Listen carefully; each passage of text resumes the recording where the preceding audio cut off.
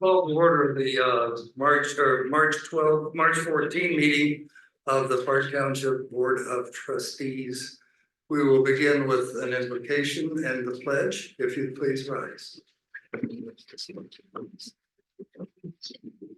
Mighty God, as we gather here today, let us acknowledge the blessings that surround us, the privilege of coming together in community, and the opportunities that lie before us.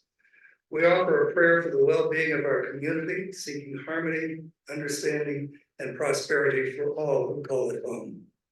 May our work here be guided by wisdom and compassion as we navigate the challenges and decisions that lay ahead. In our deliberations, may we find common ground, respect diverse perspectives, and work towards solutions that uplift and empower each member of our community. Let us be mindful of the impact of our words and actions, striving always for justice, equity, and kindness. Finally, let us join together in a prayer for peace, both within ourselves and in the world around us. With gratitude in our hearts, let us now begin this meeting united in prosperity, in purpose, and commitment to the betterment of our community. Amen. Amen. I pledge allegiance to the flag of the United States of America and to the republic for which it stands, one nation under God, indivisible, with liberty and justice for all.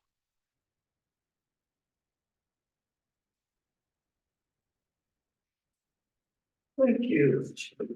First order of business is approval of the agenda. I would point out that we have to remove one item. We don't have the votes to go into closed session. So we'll remove that from the agenda and just move the others ahead on the subsequent items. I would ask for a motion to approve the agenda with that revision. Make a motion to approve the agenda with the amended deletion. Support. All those in favor say aye. Aye. Aye. Opposed, same. Next is approval of the consent agenda. Any questions or comments on that? Now I'll ask for a motion to approve. So moved. Support. Any other questions, comments? I'll call the question. All in favor say aye. Aye. Opposed? Moves us to public comment. Public comment is an opportunity for you folks to talk to us and only us. We ask that you keep your comments to about 2 minutes each, and we would also give you 10 minutes. 2 minutes each, and please give us your name and your address when you approach the podium. We'll start on this side. Anybody in the second row?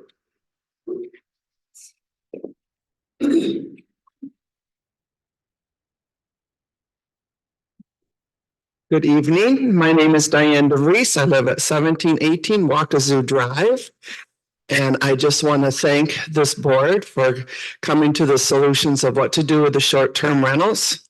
I've lived in Park Township for 27 years and grew up in Ottawa County my whole life. But thank you for all the work you've done, and thank you for coming to the conclusions that you came to. Thank you.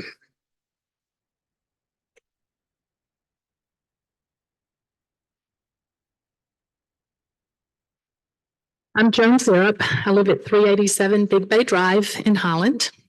And I rise tonight to express my concern over the 14-day clause in Article 5 of the proposed short-term rental ordinance. Overall, I think the ordinance was written very, very well, and I thank you for all the hard work that's been done, and I think it was really good. But originally, when I read it during the planning commission meeting, I didn't catch the 14-day clause and thought maybe at that time it might be a good idea. But the more I've thought about it, the more I have come to the conclusion that it would not, it'd be very concerning. The 14-day clause may have been considered an accessory use, but has never been documented in an ordinance. Now, if it is written in an ordinance and we are in the age of Airbnb platforms, it essentially greenlights the allowance of anyone to rent their home for 14 days with no registration or controls in place. This seems to conflict with Article 4, which is the definition of short-term rental, where they are defined as periods of less than 28 days. With the large number of seasonal homes in the area, the lure to generate income using our beautiful area, online platforms, and the tax advantages, the clause has the potential to significantly increase the number of rentals and cause even more problems than the current STRs. The 4-day clause is not a requirement of the IRS. It's merely a tax code to how to handle the situation in zoning laws, if zoning laws allow it. This clause is confusing and negates the beginning of the ordinance and what the township has worked so hard for the last 2.5 years. It's simple. I urge you to approve the ordinance with one change, and that is to eliminate the 14-day clause. Thank you.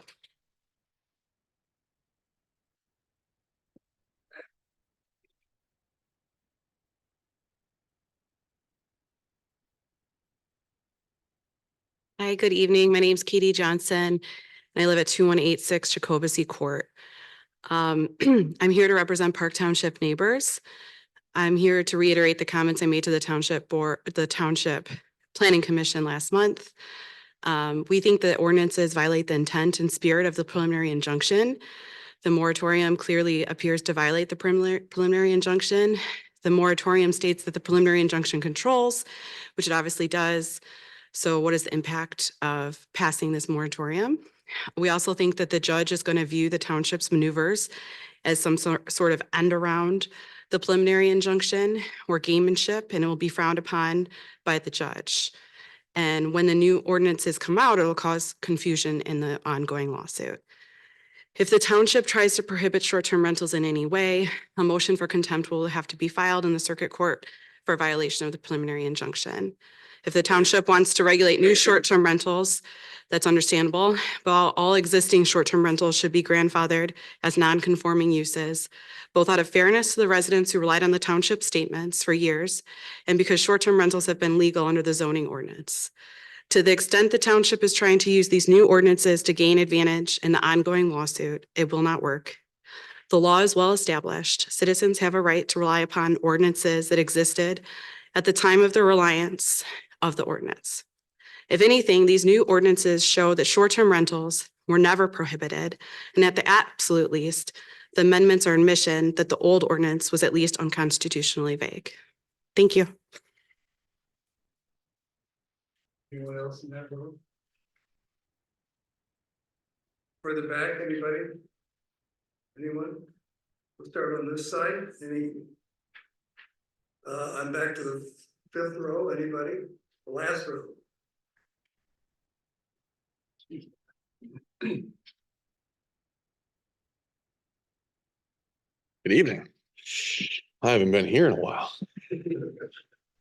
As many of you know, my name is Eric DeBoer, and I have a long history with Park Township. I was your Park Township Community Policing Officer for 8.5 years. I was on your Planning Commission, and I was on your Fire Department. I've recently been appointed as Undersheriff by Sheriff Kempker. Knowing how important relationships have been between local units of government and the Sheriff's Office, I wanted to be sure to stop by and introduce myself. While I'm already aware of this office staff and know many of them personally, in fact, Dr. Gerard delivered my firstborn. But I wanted to meet the elected officials as well, not just the office staff, so that when you guys know that you want to reach out to the Sheriff's Office, you have a name to go, or a face to go with the name. Let me tell you a little bit about myself. Obviously, most of you know me, but I began working for the Sheriff's Office in 1999 when I was a freshman in college, and I worked Marine Patrol during the summers. After finishing at Calvin, I was hired by the Ottawa County Sheriff's Office and assigned 7380, which is currently staffed by Deputy Jones back there, and served here for 8.5 years. After that, I was assigned to the West Michigan Enforcement Team, where I worked undercover drugs and narcotics for about 3.5 years. And during that time, I attended Grand Valley State University and received my master's in public administration. After that 3.5 years, I was promoted to detective, where I began work in crimes against children. I then transitioned to the Greater Holland Area Detective, where I worked homicides, break-ins, rapes, and that sort. I was transferred to frauds when our fraud investigator left and they needed someone to fill in. I did that for about 1.5 years. I was assigned to a federal task force on frauds. And then luckily for me, we promoted someone that was working on their CPA and wanted to work frauds. And I was released to go back to general case, where I worked the Grand Haven area for the remainder of my time there. While I was a detective, I started working technical investigations. I was a certified technical investigator in anything that generally didn't rise to the level of the digital forensics unit. Mainly that was internet-based crimes that kind of fell into some of my fraud work, but also child pornography cases. After 8.5 years as a detective, I was promoted to sergeant, where I worked night shift operations for about 1.5 years before being promoted to undersheriff. Now, historically, the Ottawa County Sheriff's Office has partnered with local units of government to tailor its service to meet the needs of the community, while allowing that community to make financial decisions on what's fiscally responsible and needed for them. Over the past 50 years, these partnerships have built within the Sheriff's Office an ethos of community involvement and service. It has allowed Sheriff's Office to gain and retain the trust of the public, because deputies are members of the community and have are invested in the positive outcome of every situation. I'm excited to begin my new role as undersheriff, and I look forward to continuing to apply modern administrative techniques to manage the continued growth of the Sheriff's Office to match being the fastest growing county in the state of Michigan, while keeping in mind and retaining what's made us members of the communities that we serve. I also look forward to working with all of you to maintain those relationships so long in the making. If there's anything you guys need, most of you have my cell phone number. It's the same one I had when I was 7380. But if you need something, give me a call. And if you need something from the Sheriff's Department, give me a call. All right. Thank you. Thank you. Okay. Seeing no one else, I'll close the public comment. Next on the agenda, department reports. Does anybody have any questions? Any of the departments? Actually, the question for the chief, I noticed that there's, over this period of time, there was 56 burning permits, or, I mean, in this time of, environmental cleanliness and, burning, are these burns all necessary? We have the cleanup days that people can bring stuff to. I participated in it this past year, brought a couple trailers over to the dump site. Can you just, in a nutshell, why so much burning? And are we missing something? Is there a service that we need to provide to prevent burning?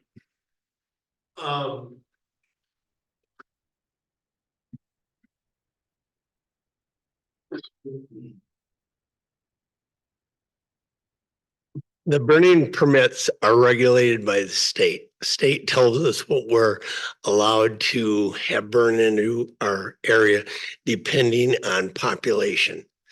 And they regulate that. So if you take a look at Port Sheldon, they can burn leaves, grass clippings, things that fall off trees. But in Park, we can't because of our population. Same as to the South Nebraska Laketown area, they can burn that and we can't. So that's regulated by the state, and it allows the township residents to burn any type of brush that they have. So if somebody would have brush, they cut down some trees, or, through the winter, tree limbs fall and stuff, that it's not considered a recreational fire. If you want to have a recreational fire in the township, you do not have to call for a permit. But even through the winter, we're requiring them to call in permit, because as soon as they either go online or call our permit number, that information comes right to the officers, and we know where we have all open fires in the township. So the only way that you would be able to stop that is an ordinance would have to come out of the township and restrict that burning. But otherwise, the state regulates it for us. If I can make a suggestion, I hope you encourage it to use our fall and spring cleanup, activities.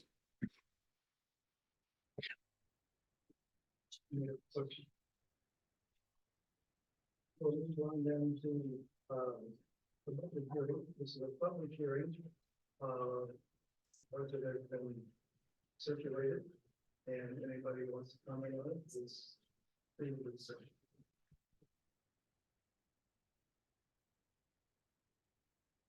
Okay, so I'll close the public hearing. And we'll move on to fiscal 2022-2024 budget adjustments. I'll let Howard lead on this. Not much to lead on. Connie has prepared the budget adjustments for you in your packet and recommend approval. Questions, comments? Connie is in the audience. Should we have any detailed questions? Or I can I'd take look for a motion to approve. Make a motion to approve the budget adjustments as presented. Is there a second? Any other questions or comments? This affirmation of our CFO's excellence in details. It's very easy to understand.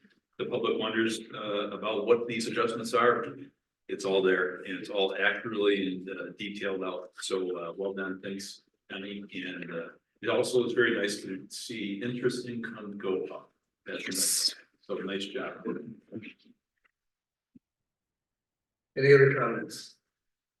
I'll call for the question. All in favor, say aye. Aye. Opposed? Motion carries. Next is approval of the resolution. Is it a resolution? Yes, yes. The 2024-2025. But I go for a motion to approve. So moved. Support. Any questions, comments? We pretty well covered this in February, so. All right, then I'll call the question. All in favor, say aye. Aye. Opposed? Next on the agenda is the 24-25 fee rate schedule. Howard, do you have any comments on that? No, sir, other than that's what's in there. We've all reviewed them, I'm sure. Yeah, the only thing I'd like to say is, I'd like to see next year, if we do this, what the current rate is and then what the proposed increase is.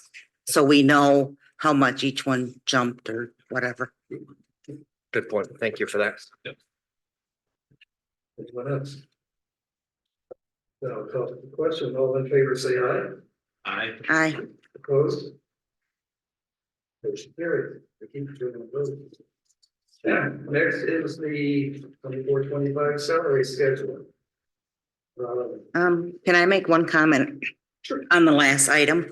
On our note from the managers, he mentioned streetlights, $6 to $8 Mhm. and 15 to 20. I think it's different on the sheet you gave us.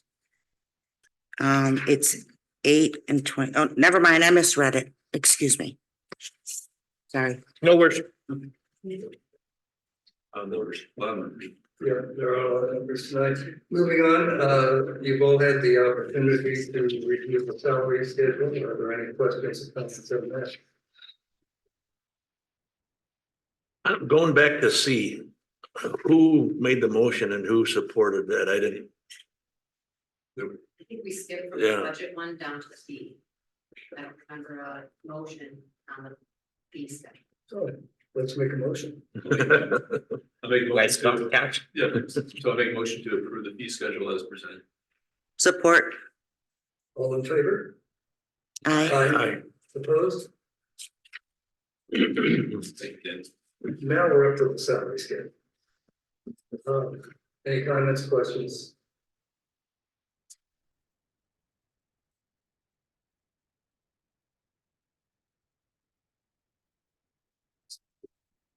funds Mhm. and inconsistent with our budget discussion that we had last month.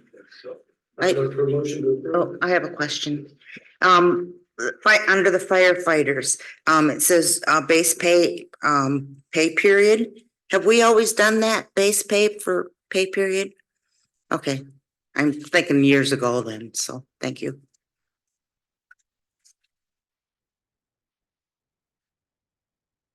I'll make a motion to approve the fee schedule as presented.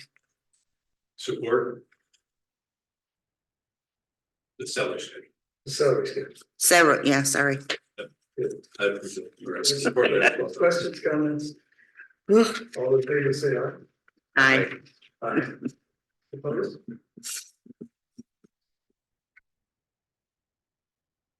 Okay. Next is the resolution for a land and water conservation fund, Michigan Natural Resources Fund. Grant application for the resident and parking lot at the pickleball complex. Have you all reviewed that? Yeah, we open it up for public comment first. That's right. This has an asterisk, so it means it's open for public comment. If anybody has any comments about this grant that we're trying to get for the community park.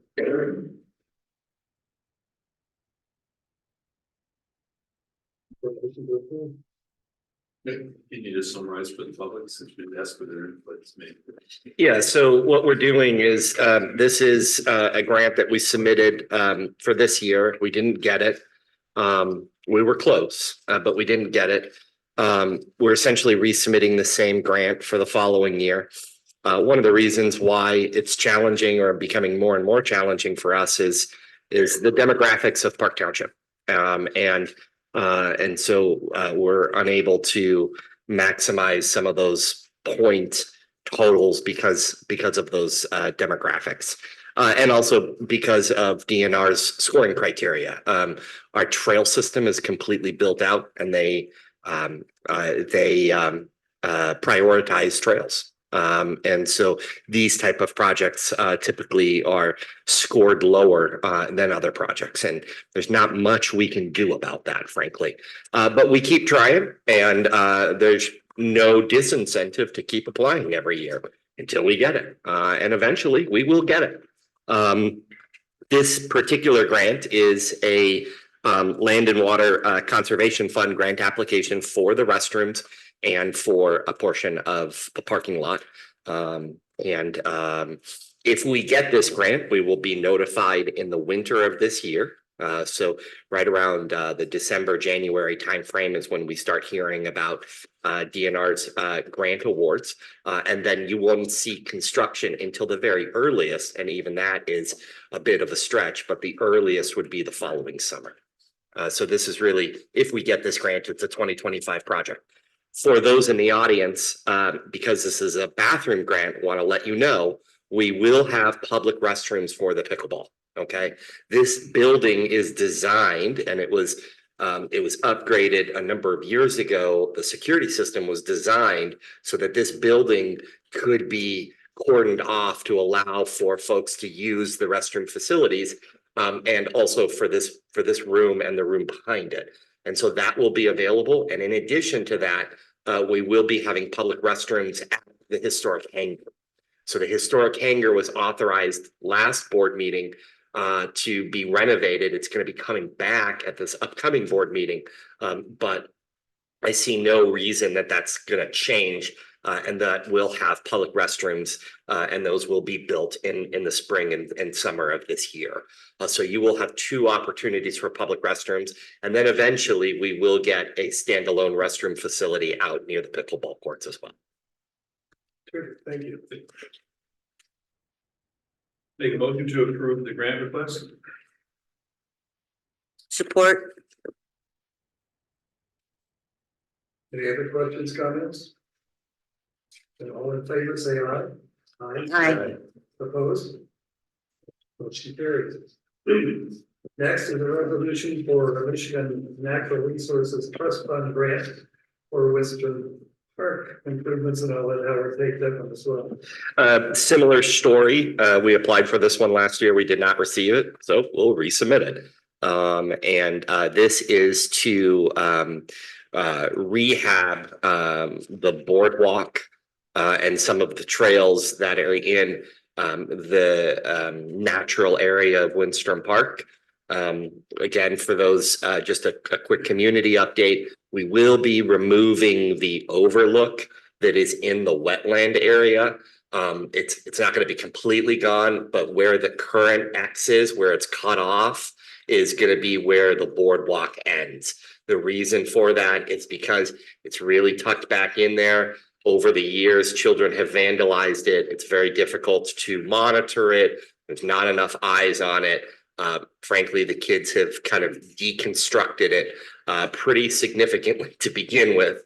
We will be taking it down in totality, but the boardwalk and those trails and that boardwalk system is the focus of the Windstrom Trail Improvement Grant application. That is a natural resource or a trust fund grant, as opposed to the other application, which is a federal grant. Federal grant comes with a little bit more administrative costs, but there's a slightly likelier chance that we'll get that federal grant than we will the trust fund grant, just because of how the scoring works. And again, does anybody in the audience want to comment on this? Then we'll move on. Make a motion to approve the grant application request for Winston Trail Improvement. Support. All those in favor say aye. Aye. Opposed? Motion carries. 7G is the short-term rental zoning ordinance amendment. Yeah, so your ordinance is in front of you.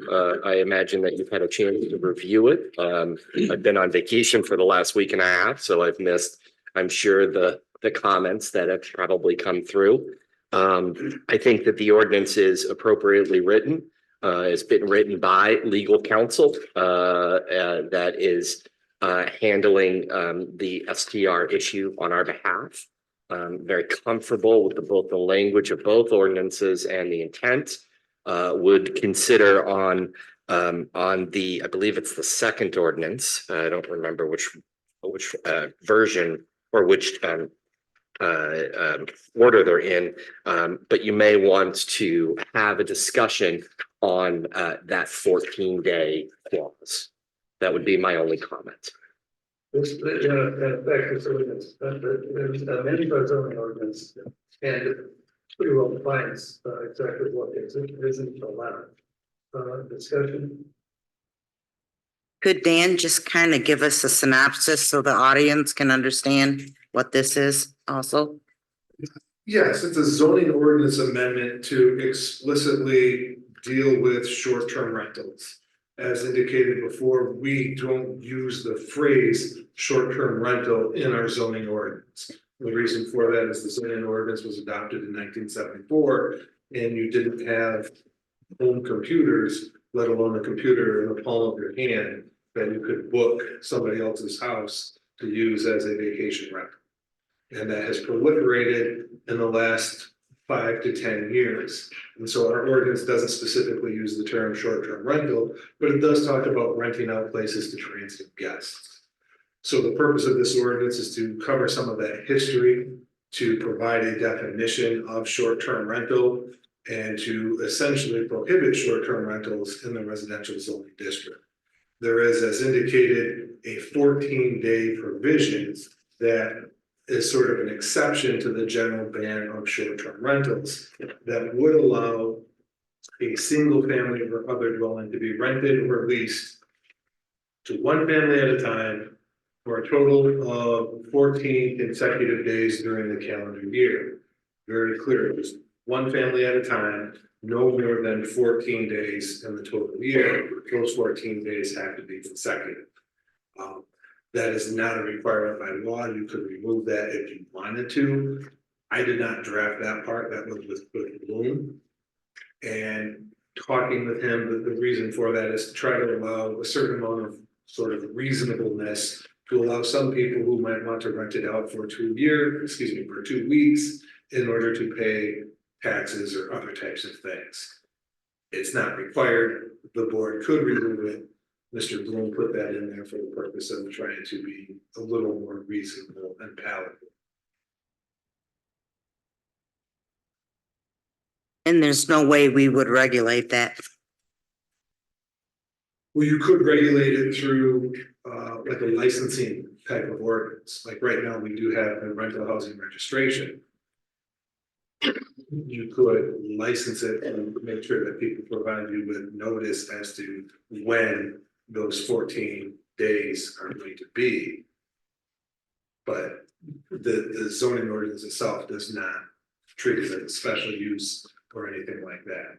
Theoretically, you could allow that 14 days as a special use, which would require them to come to the planning commission, get special use approval through the planning commission, and identify each year, so to speak, when that 14-day time frame is going to be. If I may add just an element, one of the reasons that you sometimes see that 14-day clause in there is because the IRS does have a rule with respect to that less than those 14 days, it would not be considered a commercial use, and then greater than those 14 days, it does get considered a commercial use. Now, that being said, that doesn't mean that you have to have that in there. There's no requirement from the IRS or from statute. I did confirm that with Mr. Martin, and an email was sent to the board to that effect. But that is sometimes the reason being that it is in there. I think this is, again, appropriate debate. As I read the ordinance as it stands, in the good work of the reasons why we're clarifying this ordinance with these definitions. When you jumped into Article 5, I was confused why we're allowing it. Right. And so there's an inconsistency between this and the reason why. Yeah. And so I look at this 14 days and it almost says to every resident within our township saying, well, go ahead and rent your home. Right. And I think that's a box I don't want to open. Yep. And so I would strongly recommend that we strike this from this ordinance, and in the communication, the public communication to us from our legal staff, that was okay. It wasn't like, oh, hey, you're going to get in trouble with the IRS, or anything. You confirmed that. I confirm that. Yep. So I would strongly recommend that we strike that that right from notwithstanding such qualification, a lawful single home or other dwelling may be rented, that the rest of that paragraph, that's just gone. That's just the box I don't want to open. Dan, is that the paragraph to get stricken? Just verified. It's not the paragraph, it's the last sentence in Article 5. So the first sentence under 38.521 would remain. Okay. The second sentence would be eliminated if that is the board's desire. Thank you. Other comments? Jan? I agree with Steve. The first thing I thought when they said that, oh, I go on vacation for a couple weeks, I'm just gonna rent my house, it'll pay my taxes. You're opening Pandora's box there. Lauren? I agree. My comment would be, we for 2.5 years of all the talk that we've done on this, we've always defined short-term rentals as being less than 28 days.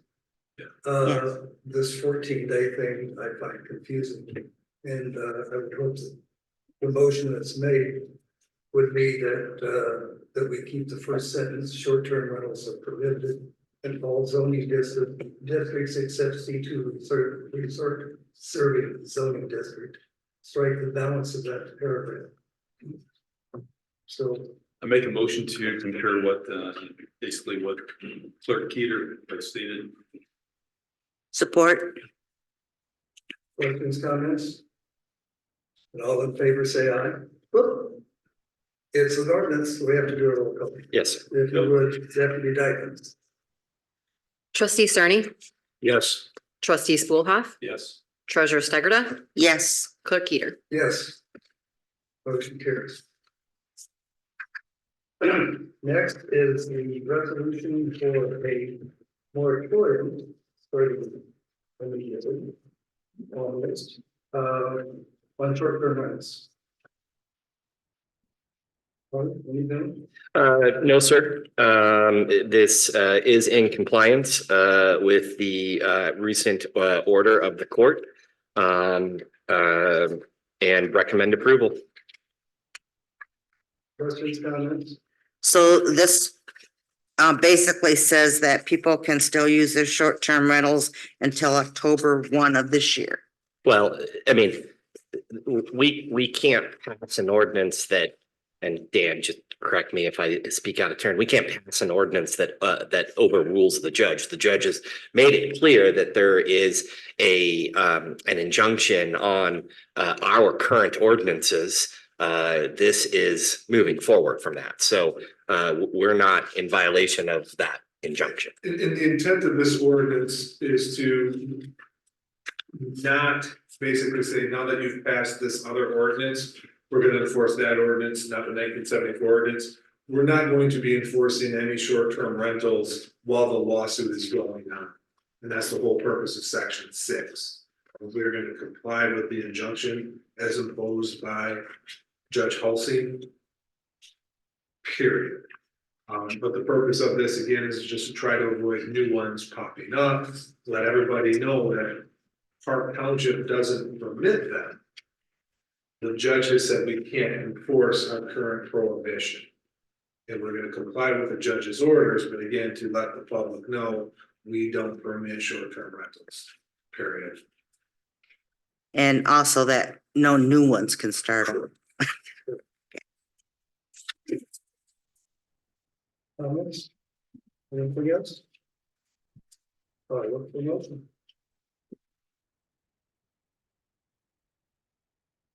I'll make a motion to approve the ordinance to approve a moratorium on new short-term rentals. Support. Any other comments? Trustee Spoolhoff, Yes. trustee Cerny, Yes. treasurer Steigerda, Yes. clerk Peter. Yes. Mr. Gibbs. The manager's reports. As you know, we were going to go into closed session related to issues surrounding the recent fire at the community center and the specifics of that. That's as far as I will go. That is not happening, and so we will have that conversation with legal counsel at another time. In addition, we are working on new park equipment at the fairgrounds. Our team is Ryan has posed a question, and I'm Ryan, and I don't know if Ryan and Danielle were able to speak this afternoon to whether or not we were going to keep the old and have the new and have them side by side, or if we're going to just stick with the new. So that is an issue that is outstanding. So you all know there's a snake, an old snake that's there that has been there since the 60s. I mean, it's iconic. There are folks that have grown up with that snake. We will be preserving the snake. Yay. We will not be preserving the snake as a play structure for the kids because it is not safe any longer. But we will be preserving the head of the snake. So you should be aware of that. The other issue that was on the agenda for tonight, which will either be moved to potentially a special meeting or at next month's agenda, is fire and medical rescue. The chief is continuing to work through those issues. We've had conversations with sheriff and with not current undersheriff, but former undersheriff, and we will be bringing in the current undersheriff to coordinate all of those conversations. So still a major policy issue that is upcoming in the next 2 weeks to a month, maybe a special meeting called for something of that nature because it's a large discussion. But that is upcoming. In addition to that, we submitted our roads for paving for this upcoming year. I've been on vacation for a week and a half. Yesterday was my first full day back. So I'll be following up with the road commission to see where they're at with that bidding process and get more details on that to see how much road, where our road paving dollars and how far we can stretch those dollars this year. One of the things that will be happening, again, was going to potentially happen at this meeting, but want to wait so that we have the full 7 members of the board.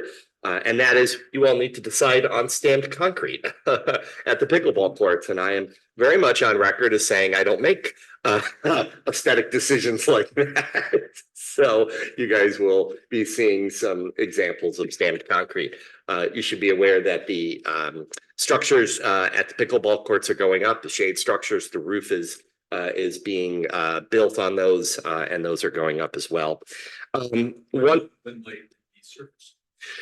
So we are on the schedule for the very first surfacing of the spring for the company, but we still have yet to receive word that the weather has turned in our favor. And so we must have more than 30 days of greater than 50-degree weather, and within a time period that is not going to rain for a number of days following that surfacing. So we're not quite there yet. This is Michigan. Still March. We're still in March. So unfortunately, I do not have, I know everybody wants to know when are the pickleball courts going to open, and I don't have a date.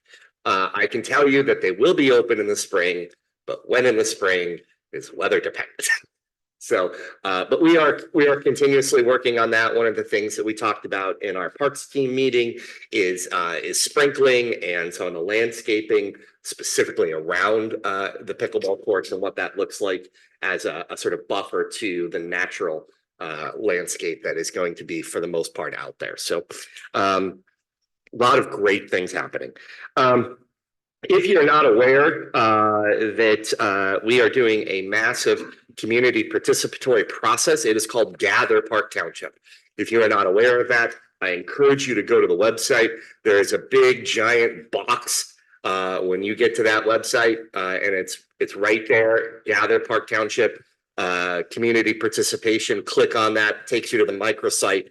This is the participatory process to identify what do we want the community center to look and feel like when we go and rebuild that facility. We will be rebuilding that facility. They have done, the process has been fantastic. We had a number of focus groups. I was able to attend 2 of the focus group meetings on Tuesday.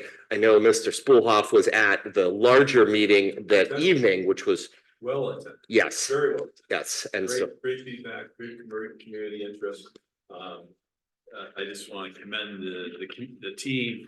They went out into the elementary and middle schools of 3 different school systems, and the kids did a fantastic job suggesting what they will see. And I reflected that they will enjoy the building much longer than I would. Yes. So it's good to have their input. yes. And if you'd like to take a look at some of their work, there is the thinking design, or the design thinking board from Holland Christian. Holland Christian was involved, Black River was involved, and West Ottawa was involved. So we had the 3 major school institutions involved in that process. Really, our consultants have done a great job, and the team, Brian Jones, Len Pylon, and Lydia Knowles, just done a rock star job on leading that great process. So want to let you guys know about that. Next month, we will also be talking about pickleball. And how many tournaments we're going to be having in the upcoming year for pickleball. What does the calendar for pickleball look like? I realize this is a very significant debate and conversation with many of our residents. So that will be happening at the next board meeting as well. And you will be hearing from Mr. Brian Dykema. Will be presenting to you staff's recommendation of what we think that should and could look like. And so Brian will be up front as well. And then lastly, we received the trunkage report or the trunkage fee analysis from our partners at Utility Financial Services, who is the team that we use to analyze our utility rate structures and things that go around with that.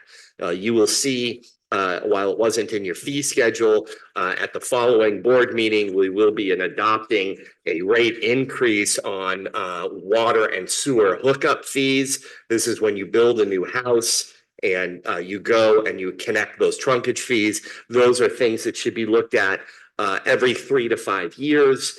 And they need to be increased based on our capital improvement planning moving forward. So Connie and I received that analysis. We wanted to gut check that analysis to make sure all the correct assumptions were made in terms of the capital planning that we do. And that'll be coming in front of the board next month.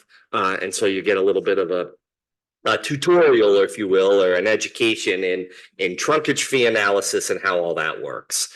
I will share with you, for those who are concerned that the fee is rising, I will share with you that if you go to the Ann Arbor area or you go to the Detroit area, typically a water hookup or a sewer hookup fee is north of $15,000. Ours is less than $3,000. For whatever reason, West Michigan has always been and continues to be a very reasonable area in terms of utility costs. So we are raising those rates about $600-700, but they are still vastly under the cost of many communities in Michigan for what it means to get new sewer and water hookups.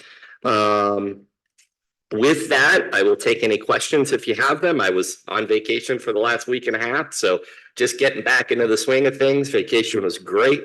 Again, with that, I'll take any questions if you have them. All right. Thank you, Howard. This brings us to the second public comment period. We'll start on this side of the room. Does anybody want to address the board? Okay.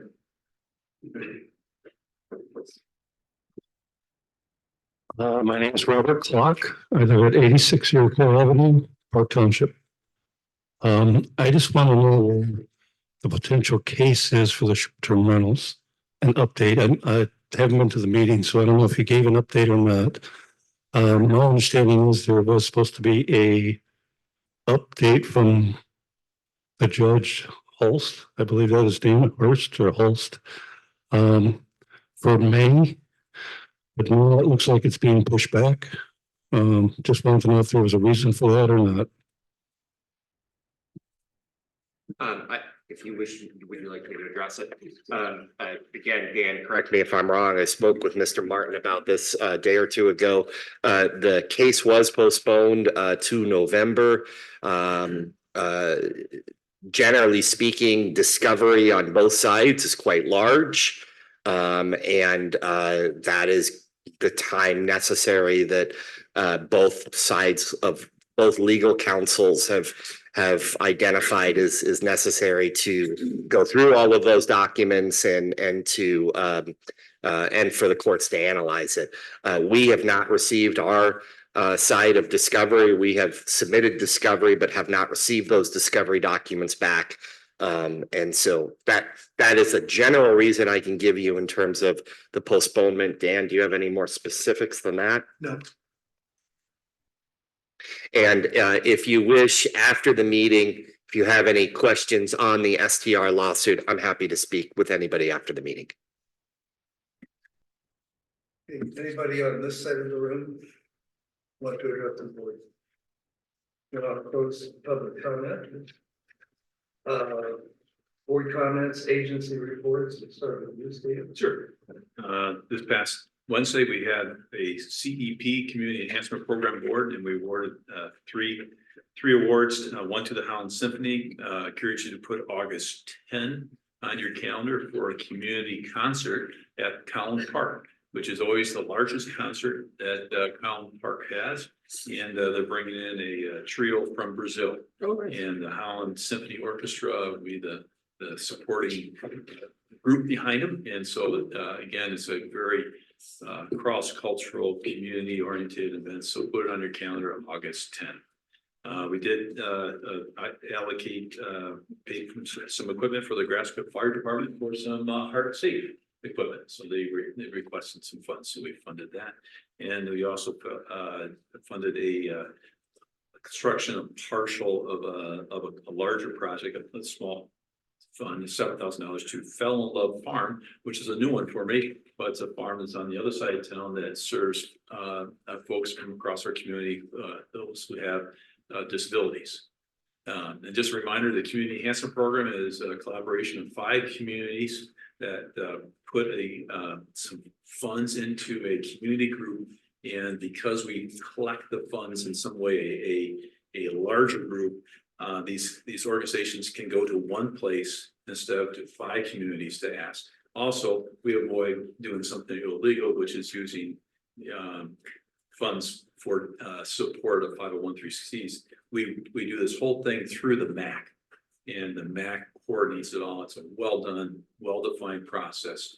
And we really emphasize community enhancement, things that are across the board. And so we have projects that are funded in Park Township, but we also fund things that are in Zealand, City of Holland, and even Lake Town. So again, it's a pleasure for me to represent Park Township on this and make sure we get our share. But also, we're part of a larger community, and it's fun to say, hey, you know, Holland Symphony is doing a great project in the summer, and we should participate in that in a small way. And so it's really an encouraging process. You'll get a report hopefully before the next meeting. I'd like to send it out. Judy was finishing up a year-end report, and I'll send it out to the entire board just to see where all the money goes. So I'm proud to be part of it, and thanks for our contribution to the CEP. Thanks, Steve. Lauren, anything? Fair board, really nothing's happening yet. I understand towards the end of this month, middle of next month, they'll be getting all the storage items. And again, the last Sunday of April will be the blessing of the bikes, and that pretty much kicks off the season out there. As far as the ZBA, Mika did a nice job in her report, so I'm not gonna say all that again, so. Max Transit canceled their meeting this month, so we didn't have a meeting. I had a chance to chat with Lisa at the airport board meeting, and she's planning on making a presentation to us. Good. I told her to get in touch with you. That'll be good. Good. I covered the MAC meeting. The big news from that is the fact that we, after months and months and months of conversation, we finally passed the long-range transportation plan, which is the overall plan for all of our area needs through 2050. So it's been a very, very big deal. We've been doing it chapter by chapter for months. So that's a done deal. Airport Authority, the biggest thing on our last agenda was our initial budget review. We're starting to button down our budget, and we'll schedule a public hearing soon to do the airport operating budget for our next fiscal year, which starts in October. Are there any announcements? Does anybody have anything else? I would remind everyone that, and I will say I was expecting a bigger group. You guys did heavy duty tonight. I appreciate it. Our next meeting is April 8th, our strategic planning meeting. That's a Monday. Our next regular meeting is the following Thursday, April 11th. And I would look for a motion to adjourn. So moved. Support. All in favor? Signify by standing up. Figure